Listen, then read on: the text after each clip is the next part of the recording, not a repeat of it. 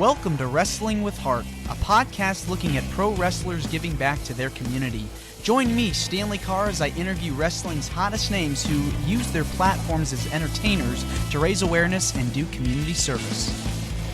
Hello and welcome to another edition of Wrestling with Heart. This is the show where we talk with professional wrestlers and professional wrestling personalities about their lives in and outside of the ring, as well as doing acts of charity work, community service, volunteering, and spreading positivity. We're always about the positive vibes here on the show.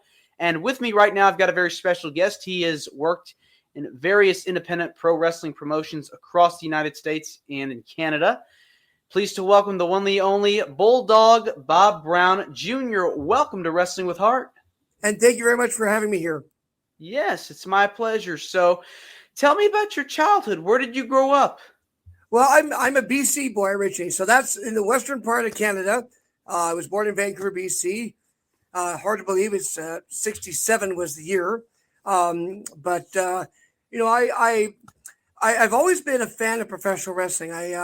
My claim to fame, I guess, was in the late 70s where I was at Simon Fraser University, and coming down the stairs was Gene Kiniski, whose son was going to university at the time. And, I remembered him from the mattress commercials. Up in Canada, we had mattress. He was mattress commercials, and you want soft, I'll give you soft kind of thing. And I remember seeing this big burly guy. He's like 6'6", 250 pounds. He was still a big guy at that time. So you figure about 1979 or so. So he'd been, NWA world champion. He'd been out of that for about 13, 14 years. So, but he was still a big hand in All-Star Wrestling in Vancouver, BC. So up until he sold it along with Sandra Kovacs to El Tonko. So you'd been a fan since childhood. Yes. You've been growing up loving the business. Who were some of your favorites growing up? First of all, what I loved about the business was the individuality of it all. I played team sports. I played baseball. I played soccer. When I was born, I was originally born with a mild case of cerebral palsy. So they had to do tendon lengthening on my legs. And I still have the scars, believe it or not, after all these years to show for it. And so it was one of the things that they had done to me because if they hadn't, probably a few years later, I probably would have been confined to a wheelchair. But it was my mother who wanted me into team sports because she wanted me to develop the legs again to get them back into shape. So then I played soccer and baseball. The problem that I found with it was that, sure, everything else is competitive, but I found that the elevation of the competitiveness was such that I no longer grew to enjoy it. It was something that they were just trying to be better. They didn't care about all the other stuff. And there were lots of us who weren't, the esteemed all-stars. We were just, the podunk guys.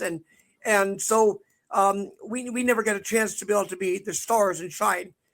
So probably about 3 or 4 years into soccer, I finally had enough. And that's where I really turned into wrestling because I noticed it on TV. Was sort of an individualic sport. I don't think that's a word, but individualic is a good word for me. Excuse me. And I enjoyed the individual performances, the individual people. Sure, there were tag teams, but each of them had a personality. Each of them could be individuals. And that's really what attracted me to the wrestling business. And as I said, I was a fan for many, many years. I attended my first live show December of 1983 off an angle that's seen in Stampede Wrestling in Calgary, which was Bad News Allen turning on Archie Gouldy, who became the Mongolian Stomper in the Tennessee area. And one of the things about it was that Edwin quit on the air that night. Actually, he quit a couple times before, but this was a much more serious one in that he quit. And actually, they lost the building.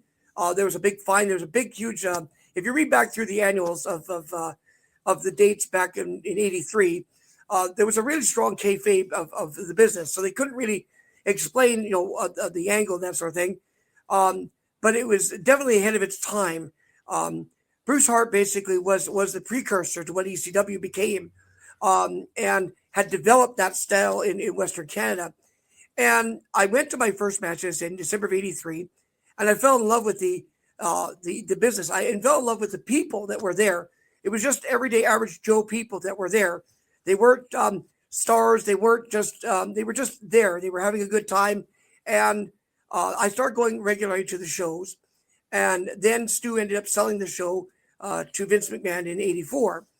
We saw the last two shows they did in Vancouver at the P&A Coliseum, where they had Tiger Williams, who was a hockey player for the Vancouver Canucks at that time, very popular player, but very feisty. He was the most penalized player. And he ended up teaming with Bruce Hart against Ron Starr and the Great Gamma. And it was that kind of enjoyment that I just really fell in love with. And it was at that point that I actually, believe it or not, and I don't encourage anybody to do this, but I made a collect call to Stu Hart. And we discussed that he actually didn't want to accept the collect call. But I don't know how it managed to work itself out. But I ended up talking to him for a while.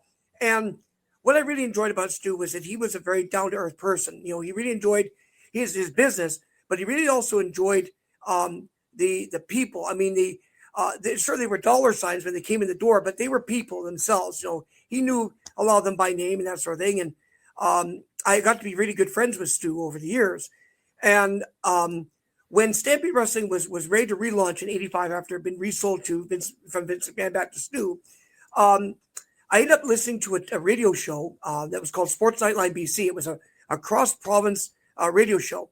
And at that time, Jim Goddard, who was the host of the show, was supposed to have had a couple of representatives from Stampede Wrestling talking about the recurrence of Stampede Wrestling back in Vancouver.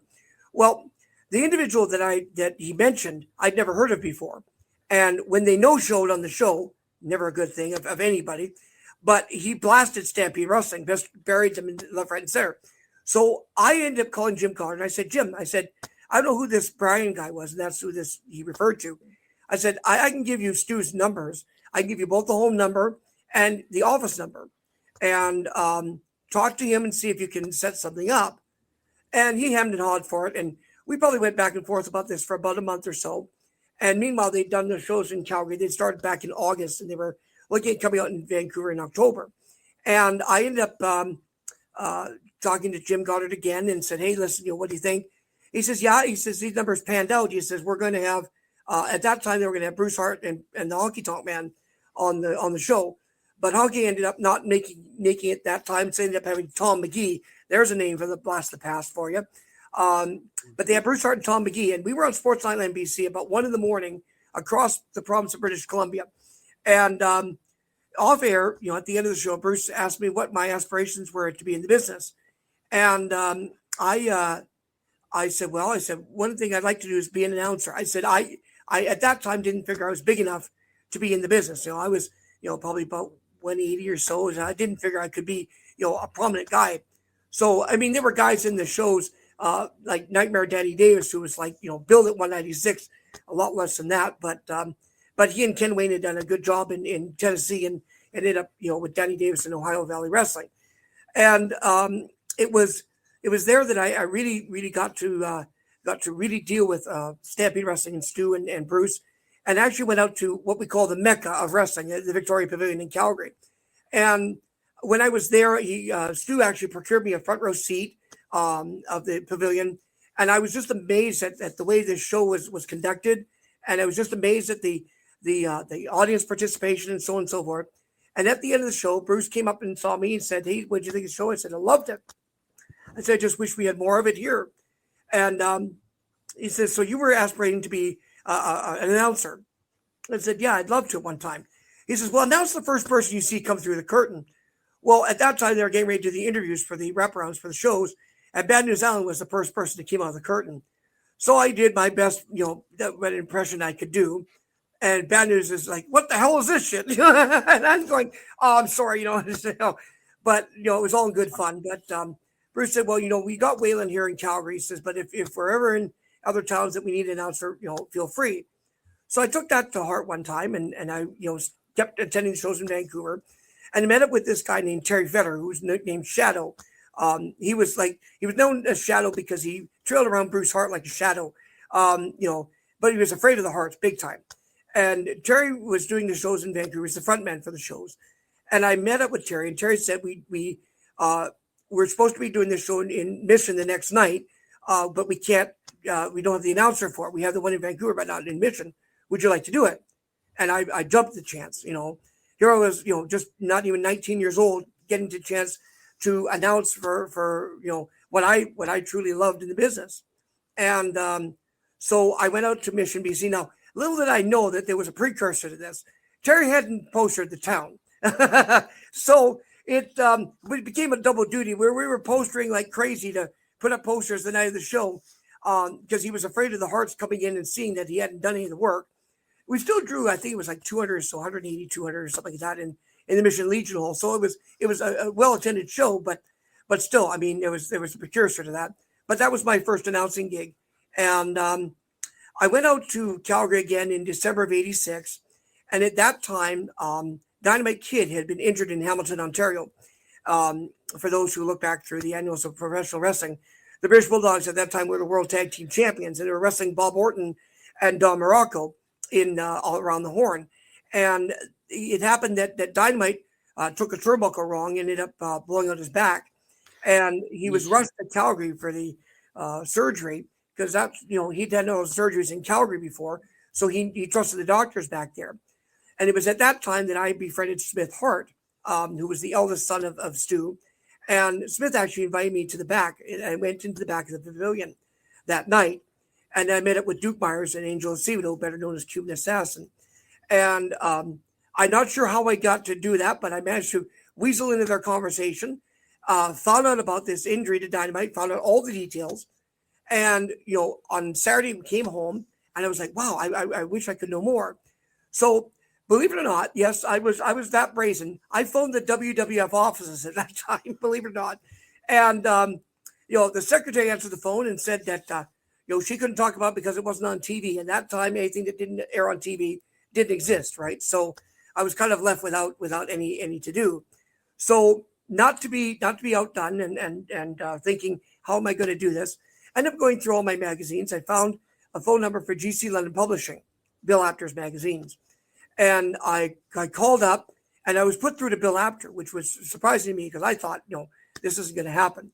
But I talked to Bill for a couple seconds and he was telling me they were putting a magazine to bed. And so, could they call me in 45 minutes? Now, at that time, I had moved from my house in Coquitlam to Port Moody, where I was living with my mom and my brother.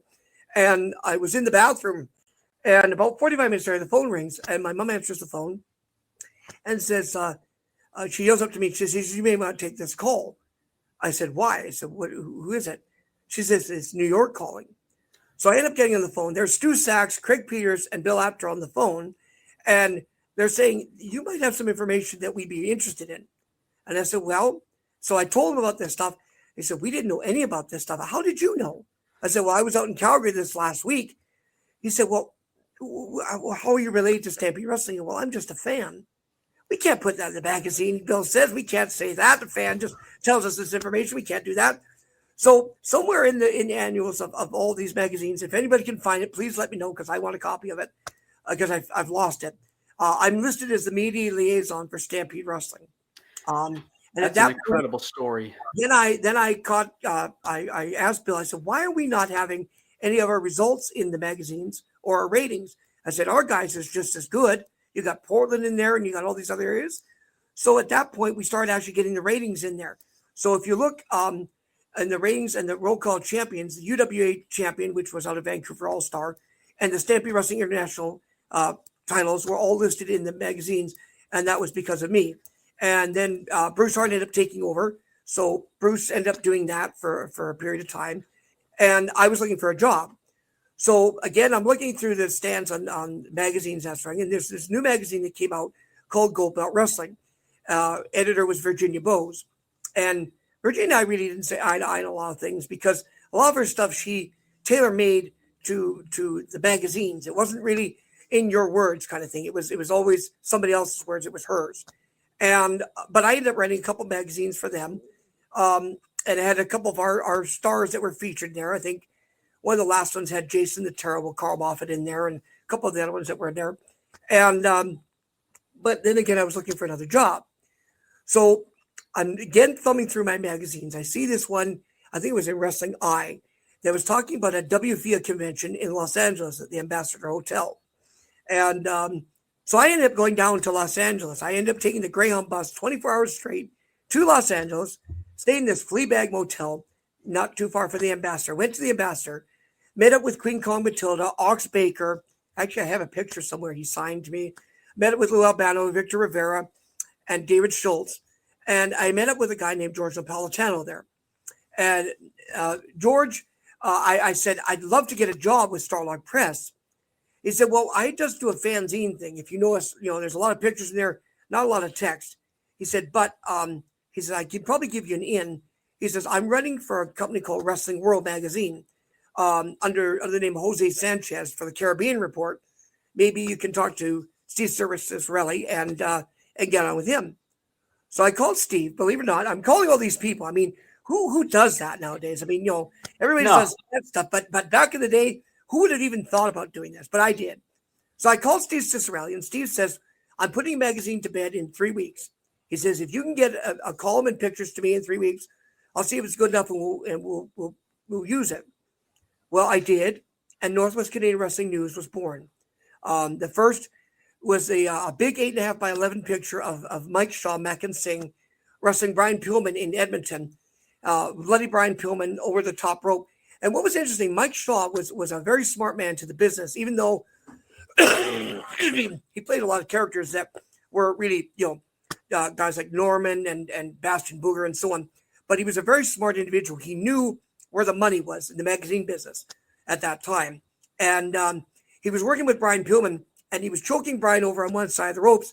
And he happened to notice with me with a camera on the other side. He dragged Brian over, and that picture actually became the picture that did in Wrestling World that was of him and Brian Pillman. And I'm not really sure if I had a hand in it.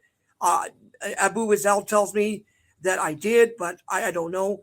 But maybe I got Mike the job there in the WCW and WWF, and Owen Hart as well. But I mean, I don't care. It doesn't matter to me. I was just happy to be able to see our guys in this area getting coverage because, I mean, there was all this stuff in New York, all this stuff in Boston, Florida, Texas, even some stuff in Portland, but there was nothing in Western Canada. And yet Western Canada was the mecca of creating. I mean, they created the Hearts, the Bulldogs. There were a lot of guys even before that, Gene Kiniski, Fritz von Erich, all these guys had come out of Calgary that Stu had trained, never charged a dime for, by the way, trained to become professional wrestlers and made them into stars and never got credit for them.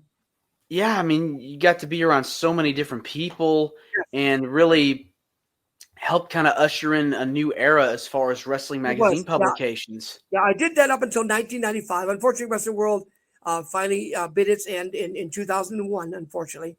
But at 95, my mother had passed away, so I was in a bit of a funk at that time. And so the magazine business had sort of waned a little bit at that point.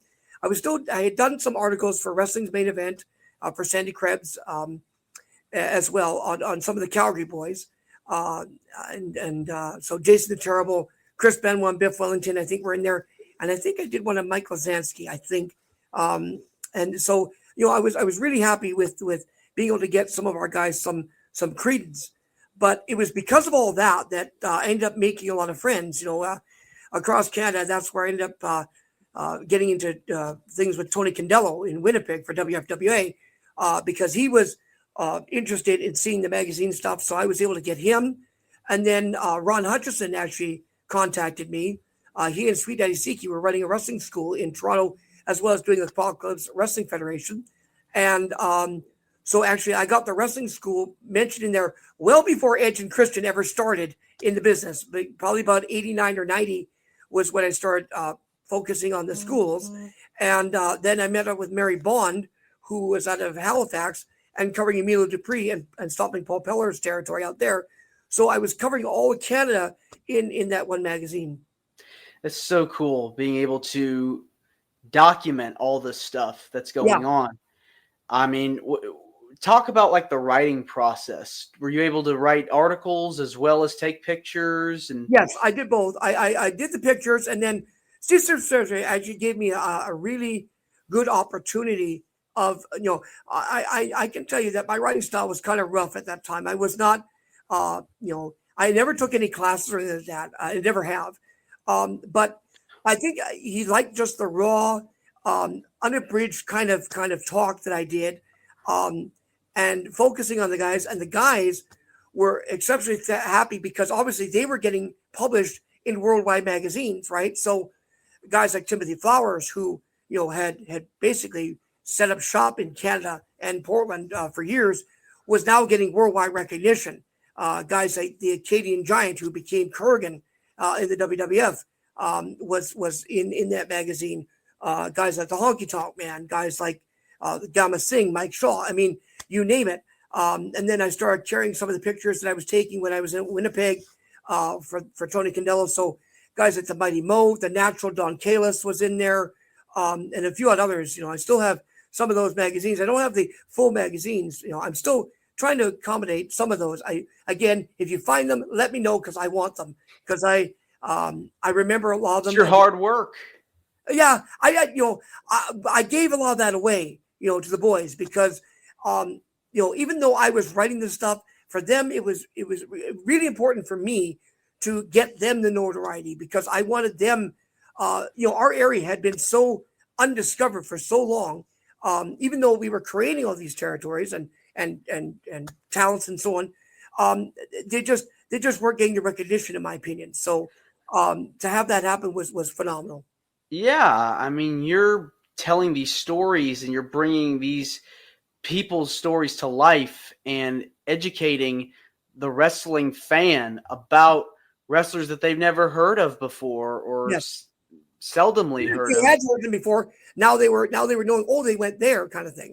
That was sort of like the end of the era, I guess, of kayfabe because at that time the suspensions were known. Now, if you were going to Japan or to another territory, but I mean, I still carried a lot of it in kayfabe. A lot of it was still very much. I didn't expose it too much, just because I felt that that was up to the boys to determine. Not up to me; it was up to them. Now, at what point did you decide I want to actually be a wrestler or be a personality on TV outside of, you had mentioned earlier you did some stuff with Stampede Wrestling. Yes. What point did you decide to do more in-ring type of stuff? That would be about 1991. Michelle Starr had opened up West Coast Championship Wrestling. That was on the tails of All-Star Wrestling out of Vancouver, which is out Tomco. Basically, unfortunately, for a lot of people, it was a dying territory. Al had bought into a dying territory of a Gene Kiniski and Sandor Kovacs. But he didn't spend a lot of money on the shows, and that, I think, was his detriment. But I had talked to a few of the guys who worked in Vancouver, who were the Vancouver guys from Portland. And at that time, Tomco was putting the Portland guys over the Vancouver guys, and yet the Vancouver guys were having to go on the road, having been beaten on TV. And that sort of thing just kind of annoyed me. But I'll never forget, I mean, this is a great story. So I'm in TV one time for BCTV for All-Star Wrestling, and Al Tomco was there with Todd Tomco, Rick Davis, and his son Terry Tomco. And I remember at that time I was getting ready to do the Roll Call Champions for Bill Apter. And so I'd seen Al during the break in the tapings that you do two TV tapings at BCTV at that time. Double tapings. So we were out in the hallway, and I said to Al, I said, I just want to get the list of the champions so I could put that for the magazine, right? And he looks confused, and he's like, Rick Davis, who are our champions? I'm going, you're the freaking promoter. You don't know your champions? I'm going, and at that time it was like, so anyway, going back, so Michelle Starr had and it was kind of a weird thing how that happened. July 6th of 91. I remember that date well because Starr and Vern Siebert, who was a wrestler at that time, along with Tim Wilson, who had been the front guy for Stampede Wrestling and All-Star and a bunch of other places, were sport card collectors as well. And they happened to run a sport card show in Pitt Meadows, BC.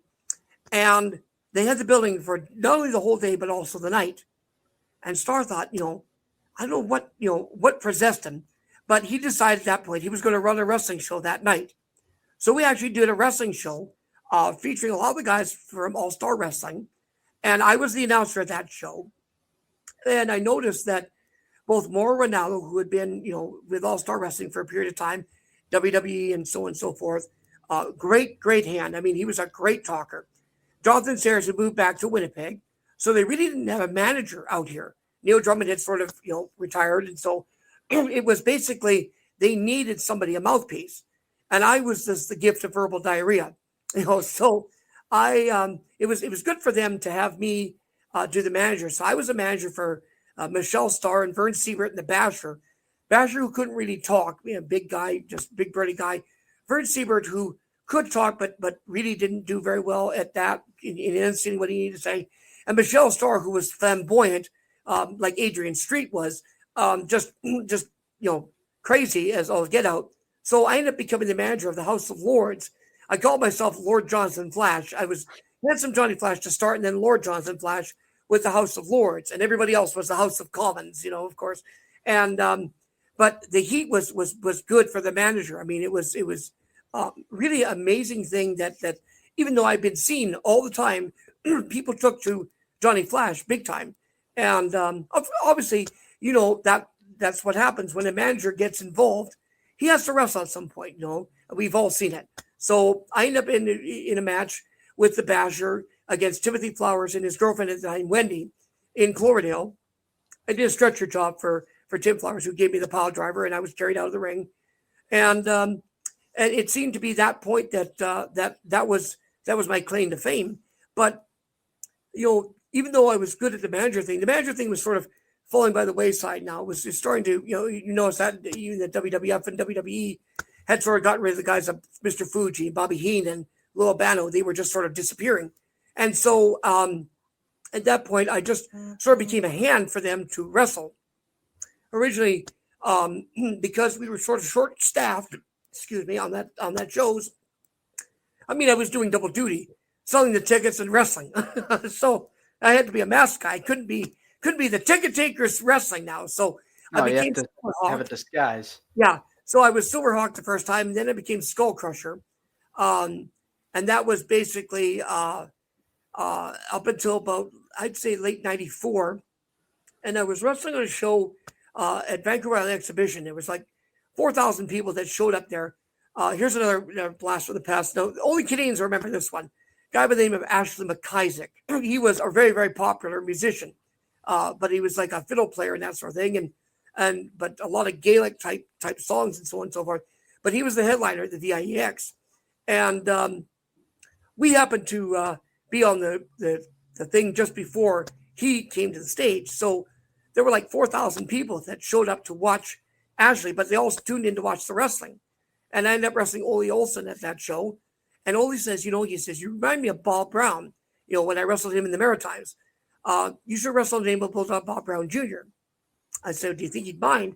Now, I was friends with Bob Brown. I have some of the old programs. One of the last programs that she wrestled in Larned, Kansas in 94. I still have one of the last correspondences that we had when I was still living in Port Moody. And so I never got a chance to really ask him because he unfortunately passed away when I was going to ask him. So I never did. But Bob Brown Jr. became synonymous with shows. And it was funny because a lot of people say, "Oh, I remember your dad wrestling," and I'm going, "Do I look like him?" I don't know, but I wrestled a lot like him. Sold like him, and created the ambiance like him, and the people responded tremendously well, and so I did that for a period of time. Actually, one of the claims to fame was I was wrestling. Now we do say this in this business. We say the word midget. There was a midget wrestler by the name of Little Nasty Boy, and I wrestled him for about 10 years off and on in a variety of different places. Even though we could go to the same place a bunch of times, we could have a whole bunch of different matches, and the crowd still ate it up. We were still, I still get my ass handed to me, at the end of the night, and I think out of if you were taking a look, I think I won 5 matches in my entire career.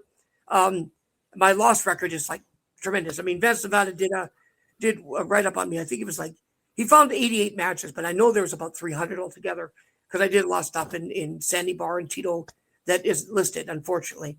But yeah, I mean that was the fun stuff. I mean, we had a blast doing them. I mean, Nasty and I had a great time doing them, and the fans loved it. They loved seeing me get beaten up by the midget all the time, and well, it worked out well. Now, you're kind of going from announcer to magazine writer to wrestler to manager. Same time. all at the same time. So, talk about training for a minute. Was it harder for you to get the basics, fundamentals, or did you pick it up quickly? One of the great things was that Smith Hart had been very good to me when I talked to him a lot of times. I met him over at Stu's house many a time, and we talked on the phone many a time. Was understanding the psychology and getting that part down. A lot of people have that problem. They can do all the moves, but they can't get the mindset. Being able to create their illusion and so on and so forth. So when I was wrestling, it was funny enough. We were in wrestling for Michelle Starr. We wrestled in his backyard. There at that time, I mean, there weren't a lot of wrestling schools per se. There weren't a lot of brick and mortar buildings. So a lot of them were outside. Even Matt Bourne was training his students outside in Tough Tony's backyard. So Michelle Starr was of no difference. And I remember us having to set up the ring, and it was a piece of crap. I mean, that thing we originally bought from a guy named Tom Justice, little tiny pipsqueak of a guy. Not much. He was always the jobber on TV. He always get beat in like 10 seconds. But this ring was like from the 1950s. I mean, there was scrap iron, steel iron, and everything else. I mean, there were so many things on this metal. It was funny. And then we had these 2x4s double stacked together that we'd use for cross beams. And that ring was stiffer than hell. I mean, it was horrible. But that's where we trained. And that's where Johnny Canuck, Chichuk, myself, and a few others had trained. I learned, the basics. I was terrible at arm drags. I admit I am awful with those. Those I suck at. But I could do all the other stuff. I do all the big Beal stuff and all the other high flying stuff. Not really a lot of high flying stuff. I stayed in the ring mostly. But I mean, I could do a lot of the high bumps and that sort of thing within the ring.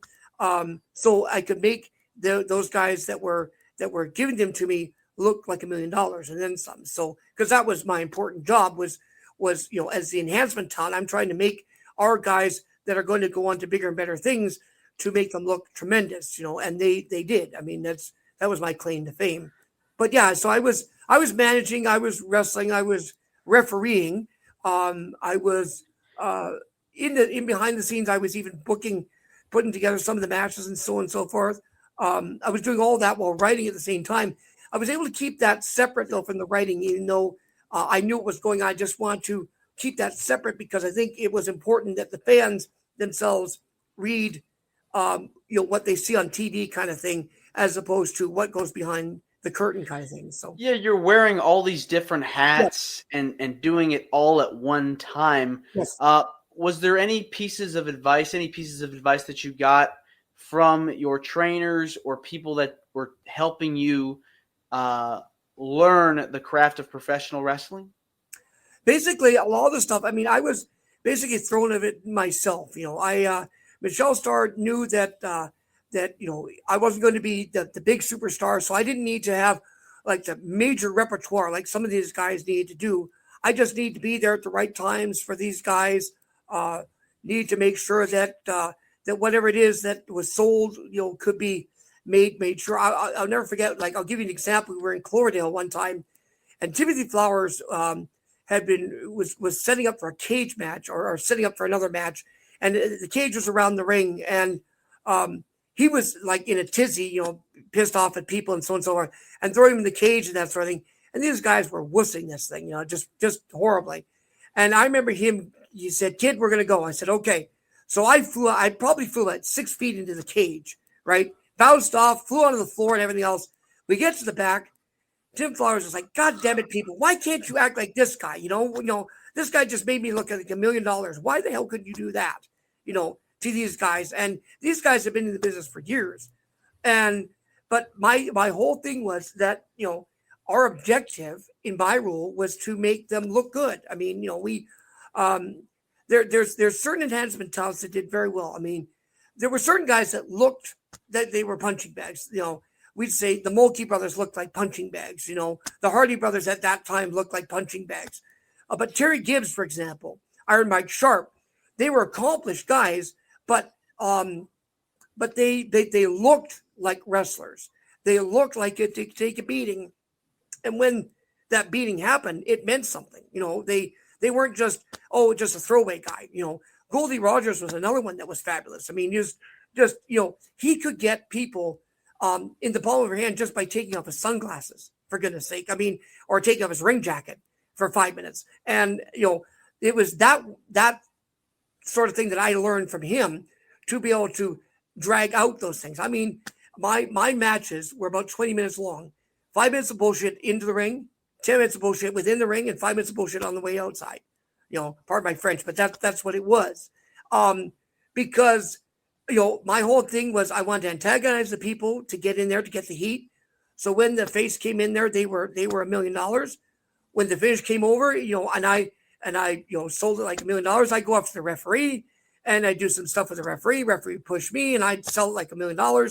Referee like $1 million, and he'd walk out of there, strutting his stuff and so forth. I mean, how many times the referee gets booed in that sort of right? The referee was cheered every time, and for me, then I'd skulk out of the ring and, tail between my legs. But people wanted to see my ass handed to me every time.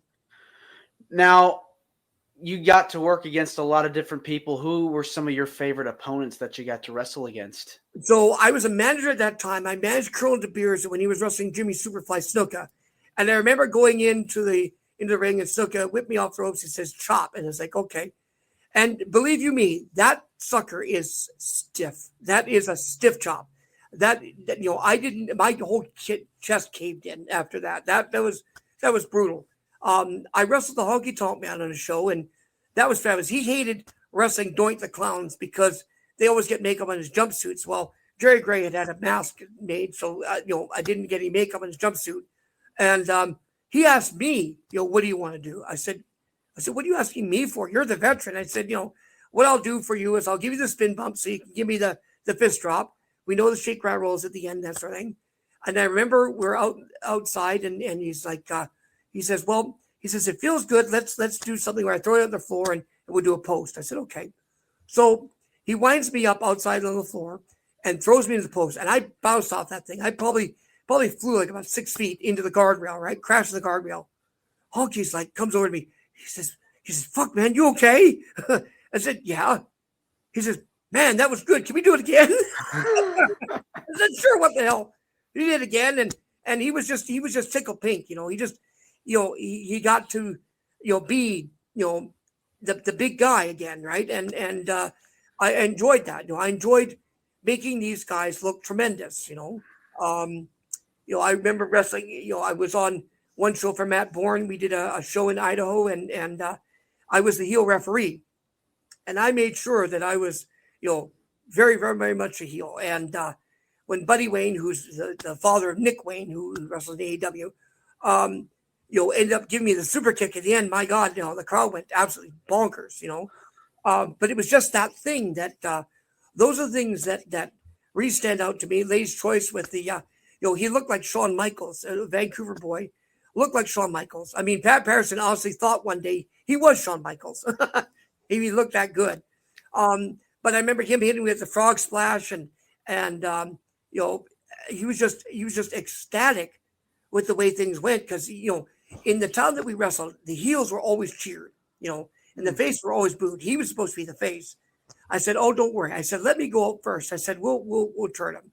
And I found these 3 girls outside and they I said, I knew that they were going to just cheer for Ladies' Choice big time. How white teeth, long hair, that sort of thing. So I just got on them big time. And, they're screaming at me. And so I do the whole spiel at the end. I go, I'm your only choice. When music hits the music, boom, he comes out to the ring. The crowd starts booing him at the beginning, but the girls see him and they start cheering.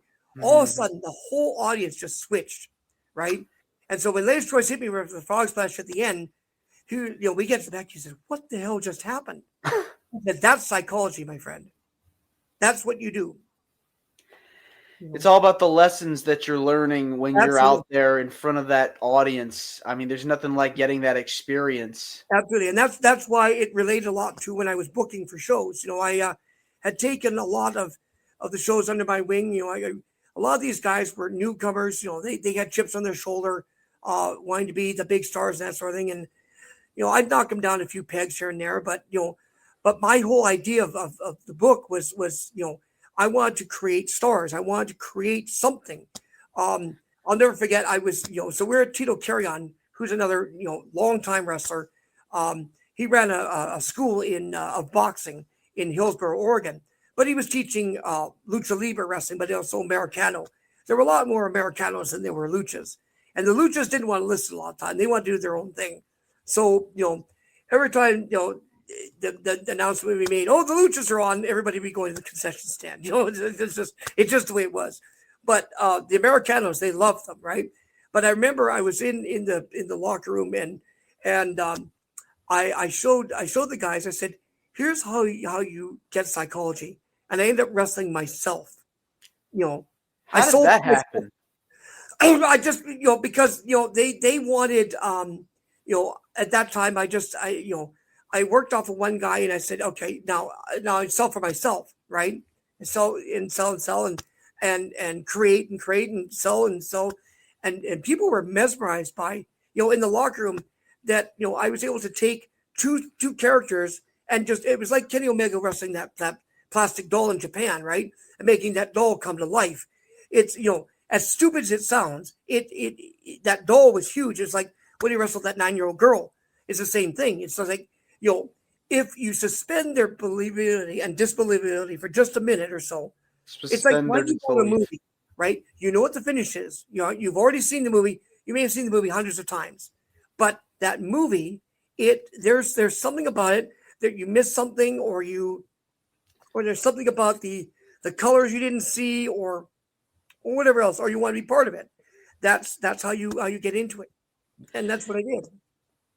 Yeah, I mean, it's all about believing that this person has a realistic chance of defeating their opponent. I mean, if you go in there looking like you're going to get beat, of course you're going to get beat.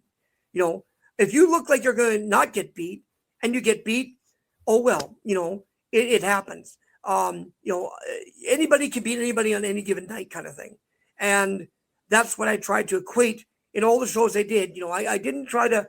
There were a couple of shows where, like, for example, a huge monster of a guy would beat up a smaller guy. It'd be a scrub. And I remember Tito Kieran hated that. He said, oh, amigo. He said, I don't like that. This one guy beating up this one guy. I said, yeah, but it's a story. I said, we want this guy to look like a monster. So when he gets beat, it means something. These people are like, they're in aura. But you see, again, he was in the 50s and 60s. So, I mean, there's a lot more competition at that time. A lot of the guys looked even in size, right? So there weren't the jobbers per se. There weren't the enhancement talents. And, I don't like even the words jobber or enhancement talent. I like carpenter. Carpenter, I think, is a better word because I think we build guys up. We try, to make one level to the next level, to the next level. And, and if we accomplish that, then we can say we made them then, kind of thing. Yeah. I mean, look, you described the Hardy Boys just a while ago, and look at them now. They're worldwide megastars, multiple-time tag team champions. Jeff Hardy, multiple-time world champion. Matt Hardy, ECW champion, United States champion.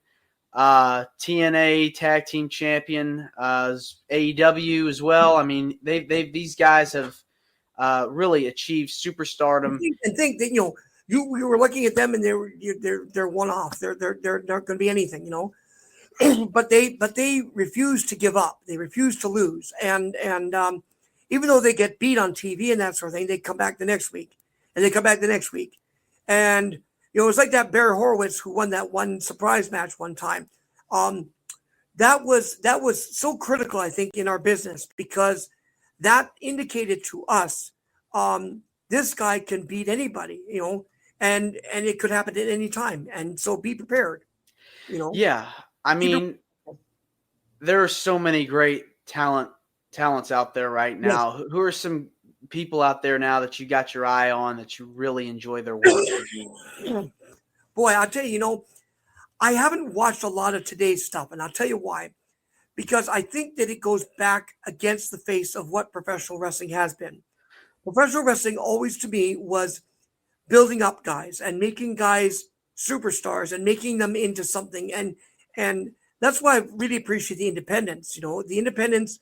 I work as an announcer for Power Pro Wrestling in Eugene, and they're thrilled to have me there because I'm the historian guy, and I can bring them back on. Hey, remember this guy? Remember this guy? I throw in some names that people like. You're talking about who again? And kind of thing. It's just like, but the aura though is so important because I give them credit. The WWE guys, the AEW guys, tremendous athletes. Don't get me wrong, tremendous athletes.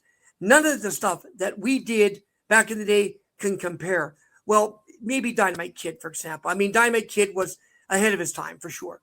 But and dare I say it, Chris Benoit. I mean, I know we have some people who are shying away from that, but Dynamite Kid, Chris Benoit into becoming almost the likeness of himself. I mean, Benoit really tried very hard to be like Dynamite. Worked very hard, very solid, very very very good talent, and just things didn't go the way that we hoped it would, for him. I want to switch gears and talk about some of the stuff you've done outside of wrestling. I know you've been involved with a lot of charity work and have done stuff outside of wrestling. What kinds of things have you done to help out in your community over the years?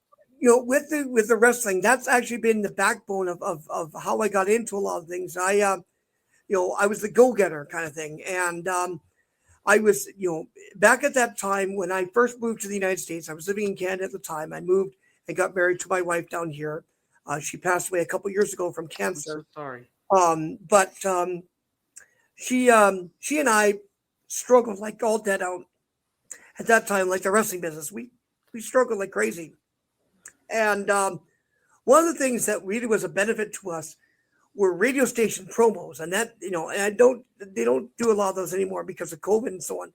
But at that time, the radio stations would go to certain businesses that were heavy advertisers, and they'd set up shop and they'd give away some prizes and so on and so forth. And that's where we ended up getting movie tickets from to be able to go and see movies, in advance and get some DVDs and so on and so forth. And we met up with a person there who was a Booster Club board member of the Portland Winterhawks WHL hockey team, and that's Junior A hockey. It's just those are the teams that are drafted to the NHL, and they farm them out to the ECHL and AHL and so on. So these are 16 to 20-year-old kids, okay?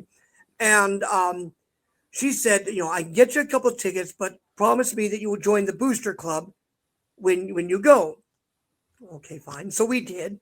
And but what I liked about it was that it reminded me a lot of the wrestling business, the camaraderie, the family atmosphere, at that time the helping each other out kind of thing was really important to us. So we signed up for the Booster Club, and they were looking for people to be on the board. And my wife and I and a friend of ours signed up, and surprisingly enough, we were elected to the board. I don't know how that happened, but we did. And so I was on the board for a couple of years, as was my wife, and she stayed on the board for a little bit. And that year, I was asked by because the bylaws in the Winterhawks Booster Club were that you need to be on a higher echelon of the board to aspire to higher positions within the board. So you'd step up kind of thing. So at that time, one person was asked if he would step away from being sergeant at arms so that I could slide into there, so I could take an executive board position and then move up. So I was sergeant at arms for a year, and then that year, the president came to me and said, I've been on the board for 6 years, or pardon me, 23 years. I've been the president for 6. I think we are needing new blood, and so because of my go-gettedness and my attitude and so on and so forth, I ended up becoming the president of the Booster Club. And I was there from 2008 to 2023. Traveled all over Canada and the Washington State for games. Took the board members to a lot of different places that we hadn't been for decades, and established actually a fan club in Prince George, BC, to become their booster club. And we took our booster club to a lot of areas in Manitoba and Saskatchewan and Alberta, so people could see who we were. And a lot of them were just mesmerized as to how we had been able to accommodate. I mean, at that time, I think we were about 400 members. And I think our highest, was just under 6. But it was just like our believability in our product and so on and so forth was such that people could get behind it and support it. And so we could give some money to local charities. So one of our big things that we would do yearly, back in 2012, we started, was called Shop with a Hawk. And then I know a lot of them, we see a lot of these days with Shop with a Cop kind of thing, where they take underprivileged kids out shopping for school supplies. Well, our case, obviously, because we're a fall and winter sport, that doesn't really work. So we end up doing for Christmas presents for kids and so on and so forth. So we would take underprivileged kids Christmas shopping. We pair them up with a Winterhawks player.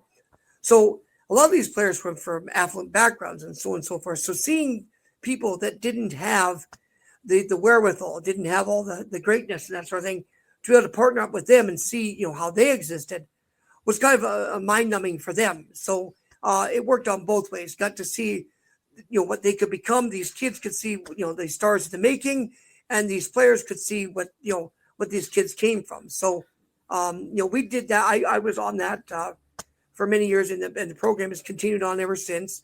We'd help out 23 or so every year. So I think altogether, between all the different groups that we did, between donating money to the Scholastic Fund, Shop with a Hawk, other charities that we did during the course of the year, I think we raised over $250,000 in the last 10 years or so. That's pretty fascinating. Yeah. You were able to do that. Was there a favorite function or favorite memory that you have from your time there that just is? Well, definitely Shop with a Hawk was our favorite, just because of the fact that we got to see the players get to be kids again. I mean, you see these players, 16 to 20-year-olds that are, having to be serious when they're on the ice, that sort of thing, practicing in the toy aisle with the kids playing games and Legos and playing ball and so on and so forth. And it was great to see them have kids again. So one of the things that we do at Christmas was we would do player gift bags. We'd have people donate unwrapped items, usually chocolate bars or knickknacks or whatever else, into bags, and we give them to the players as a show of thank you for them. And so that was a big thing for them, because a lot of these got to be kids, they got to go home and they'd open up their bag and they see, there'd be granola bars in there, they'd have treats in there, they'd have silliness. I think somebody bought Hot Wheels cars one time. I mean, it's just, these are things for kids to do. Mm-hmm. One thing that we also did that was the envy of a lot of the league. I mean, they would do similar, but I think ours were, I don't say the best just because we were better than everybody else, but just because we created this one, was a yearbook. A lot of the teams, we would do scrapbooks. They, pick a player and they do a scrapbook on the player. The problem with that was that if you were a popular player, you could get a scrapbook, maybe 2 or 3. And if you weren't a popular player, then you get like 1 or a small one or something like that. This was a yearbook. So it had all the players, all the accomplishments, all the events, all the things. And we run it from preseason up until the end of the season. And so each of these players would get like a 2-inch binder thick, full of all these newspaper clippings. And we made copies of them, of course. But we would probably do about 300 pages a year of this book. And we'd have people that would assign different groups. They would do articles one time, 3 stars one time, road games one time, etc. And we compile all these into one thing. So I'll never forget one time there was a guy who played for Portland, was traded up to Vancouver. Actually, I think he ended up in the NHL at one time. But I remember somebody had left behind a couple scrapbooks and had never given to him. And it turned out he was coming down for one last game from Vancouver to Portland. So we were able to meet up with him and get him his books. So he's on the bus that night, and people and all these players were looking, what have you got there? What have you got there? And this guy was like, I've got these scrapbooks from my old team and this sort of thing. And they were just shocked. I mean, all these memories, all these pictures, all these different things that could flood through the floodgates again of what you'd done in your last year that you were there, because he was aging out at that time. This was his last year in the league. So he had something to look back on. It was really a phenomenal thing to see. And I think that it's really a phenomenal thing. I mean, we've had some guys who've brought, books of talking about our careers and so on. They're tremendously received. I can tell you right now, because they bring back memories big time on us, on our careers, even though we may never have been, on the TV, even though I did TV. I mean, I was on West Coast Wrestling Connection. I did their TV announcing for a year back in 2017 before the Strokes. It was just I enjoyed all those different things, and so getting to the strokes now. So I had 2 strokes within 8 days back in 2018. I was hospitalized. I was actually at CAC when the first one hit. I was going to be announcing that night for, they were going to do a show called Casino Royale at the Gold Coast Hotel for the CAC. Billy Blay was going to run the show. And on my way down the escalator, I had my first stroke. And they ended up taking me to the hospital. And they released me after 6.5 hours. I don't know why, but they did. Ended up coming back to the CAC. And Papa Stro and I actually did the strut off. That's the CAC. That's so cool. How that happened, I don't know. But so then 8 days later, I had my second stroke, and I was hospitalized for 6 weeks. I had to learn to swallow again. I was on a peg tube. I was on a nasal tube for 3 months. I was on a peg tube in my stomach for 9 months. I had to learn to swallow again. I had to learn to talk properly again, walk again, everything else. I mean, all those things that you just take for granted were gone. So I had to learn all those again. And I was very surprised. I was at CAC in 2021, and Brian Blair bestowed upon me the Courage Award for CAC. Jim Valley actually was another person who has just undergone a kidney transplant, was a voice of the Northwest for many years for radio and so on, was also given the Courage Award. And the year before was Jerry Gray. Surprisingly enough, I'd worked for Jerry as well. So it's like a meeting of the minds all at one time. So, but I was shocked. I mean, just because here I was, this guy from Podunk, BC, know nothing area, and all of a sudden recognized by peers. It was like amazing. And it's a remarkable feeling.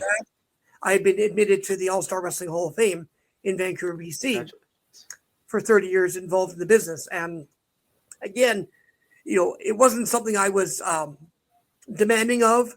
I never have asked for awards. I've never asked for any accolades at all. I've just been there for people, and I'm beyond humbled when people do that. Just because I'm just thrilled by it.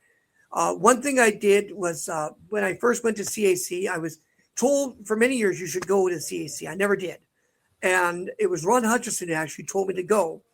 And Ron says, it's everybody and anybody that can go. And I thought, it was only the WWF guys that could go and that sort of thing.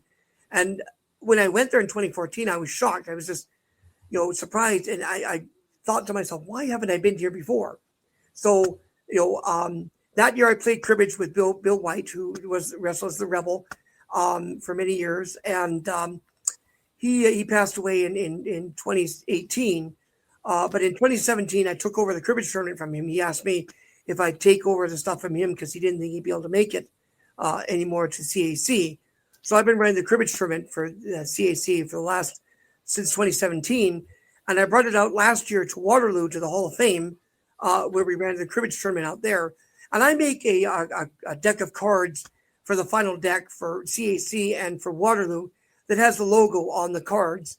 So it's a one of a kind thing. It's that year and the CAC logo or the Hall of Fame logo that the winner can take home, and so they can remember their days that they were part of it. Again, it's not I'm looking. I make no money on this. I lose money on it, but again, I want them to have a memory of their time being there. So. Yeah, definitely make them feel welcome and Absolutely. enjoy their time during these events, because I've heard so much about what the cauliflower does. Definitely plan on going to at some point soon. So if you go to caulifloweralleyclub.org or tragosthedshof.org, that's the one in Waterloo. Those two, I mean, we used to have the PWHF. Unfortunately, it's no longer. That was the one in Wichita Falls, Texas, which Johnny Manteau ran. But those it's a really unique opportunity. It's not like a fan fest where, I mean, sure, they try and sell some wares and try and make some money and that sort of thing. But what's really nice is that the dinners, you pay for the dinners so you can go and meet with some of these people, but you're treated like equals there. And it's very unique, very unusual. And so I would encourage anybody who isn't a member or wants to become a member to look at those two, just because I think that it's an opportunity for you to remember when and be a part of and see some of the guys that were your heroes and so on, and hobnob with a lot of those guys. I mean, that's the great thing, is that a lot of those guys I remember from back in the day, and it's great to be able to just come up to me and come up to them and treat them like you're their next door neighbor and that sort of thing. It's really, really nice. Yeah, it's definitely a great way to network with new people as well, and great way for people, aspiring wrestlers, to network as well, because of those wrestling shows. I know Sin Bodhi took over last year. It was a very unique show in that he had heels on one side and faces on the other, and then he'd have veterans pick one face and one heel, and they would wrestle. So they never had a chance to call anything but in the ring. So it was basically wrestling uncut kind of thing. It was like it was wrestling on the fly is what it was called. Improvisation. And, if you have a chance to go to CAC to see that, it's on Sunday night, the day before the CAC. Do yourself a favor and check that out, because Sin Bodhi has some really tremendous athletes that go there, and I think what was it? Super Beast was there as well, and so you have a chance to be able to hobnob with some of those guys who've been in the show and that sort of thing, and get to learn from them, as well as being able to partake in some of those shows as well. So yeah, it's a great thing for all. Oh man, I'll definitely check that out. Sounds like a lot of fun. Please do. Listen, this has been wonderful getting the chance to speak with you. I want to say thank you for coming on to Wrestling with Heart and reaching out to me. Always a pleasure to interview guests that want to be on the show. So thank you so much for reaching out. Absolutely. And you're more than welcome to come back. Before we go, if you want to promote where people can find you on social media, feel free. Well, I don't really have a lot of social media stuff. I mean, I have a Facebook for me, but people who want to email me can email me at Bulldog Bob Brown Jr. That's Bulldog Bob Brown JR1 @yahoo.com. I'd love to hear from fans just talking about old school, and then we can, I can sort of morph some of those over to the Facebook and so on, and we can chat. If you're at CAC, as I said, we do that in Vegas. I think it's August 16th through 20th this year, and July 15th through 18th in Waterloo at the Hall of Fame. You have a chance to be to either of those. Do yourself a favor. Even though you may not have been in the business that long, or you have been in the business that long, it's a great opportunity to network. This year at Waterloo, my understanding is there's going to be a lot of trainers there. Ron Hutchinson is going to be there. Les Thatcher, who you remember from Ohio Valley Wrestling. A lot of others are going to be there to be able to train you. So this is an opportunity for you to be able to, in Waterloo, to be able to, they have a ring set up in the museum for you to be able to learn from the guys who have been, for decades in this business and learn the right way, the wrong way, the ways to do it and the ways not to do it, and so on, and get so many different contacts that your black book will be full. I guarantee you. Definitely, we'll check that out. Yes. Thanks again, and you're more than welcome to come back. I appreciate that, and thank you so much to everybody for listening to this long-winded bag here who just likes to reminisce about old school. I know that when you talk about wrestling with heart, that's what this is. It's a labor of love, and we may not have made millions of dollars, but we got to do something. We got to see areas that we would never have seen, probably didn't exist on a map, and got to see all these people and talk to great people like yourself who've been able to carry on our business in a informative way and also a constructive way to be able to bring forward, hey, listen, we did exist, and we are, we know what we're talking about, I think. Yes, absolutely appreciate it. Thanks again. And thank you. All right, take care. Have yourself a great one. You too. Bye-bye. This is Wrestling with Heart. I hope you found this podcast to be informative and entertaining. If you did, please hit the subscribe button and look out for the next edition.